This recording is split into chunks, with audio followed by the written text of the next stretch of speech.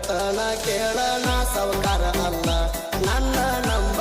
ಊರು ತುಂಬ ಮನಗಂಡ ಮಾಡಿ ನೀ ಸಾಲ